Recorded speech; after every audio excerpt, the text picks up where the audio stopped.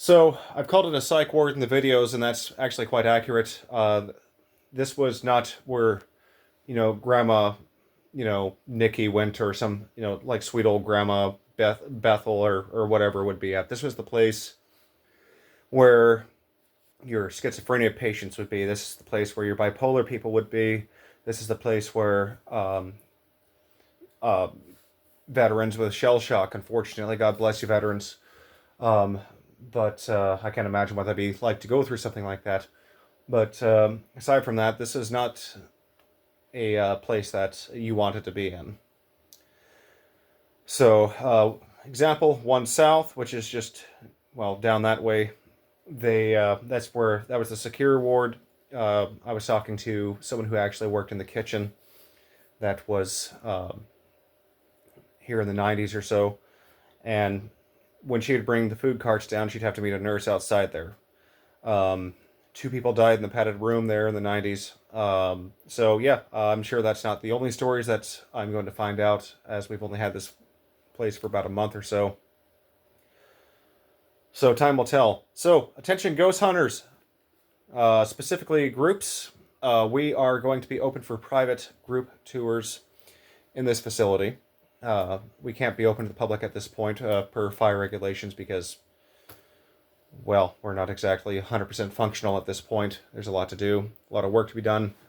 It will be done at some point. We will be open to the public at some point in the future. But I want to talk about one crazy story that happened here, and it was in this drop ceiling. So me and one of the other owners were working down here about 4 o'clock in the morning, and well, the police drove by and they said they saw the lights on, so they came in, and he didn't have any other calls, so we just literally sat down here for probably 30 minutes or so and just talked and bullshitted and, just usual banter. And during that time, we heard something that kind of sounded like this on the ceiling. Dust fell, and I thought that maybe a cat had made it up there or something like that. Well, I grabbed this ladder, popped that tile, and what I discovered was there is absolutely no way that a flea could make it into this cavity.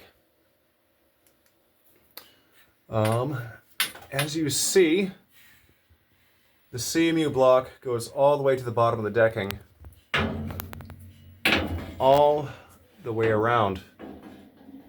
Not a flea, not a mouse would be able to make it into this space.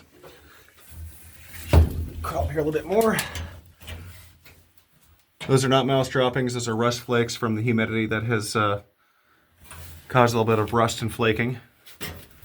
But yeah, it's kind of a tight space up here, but we still cannot explain what that sound was. So, was it a ghost? Was it paranormal? Which would be a ghost, I guess.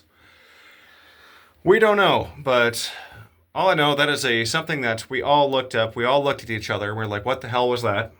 We still can't explain it.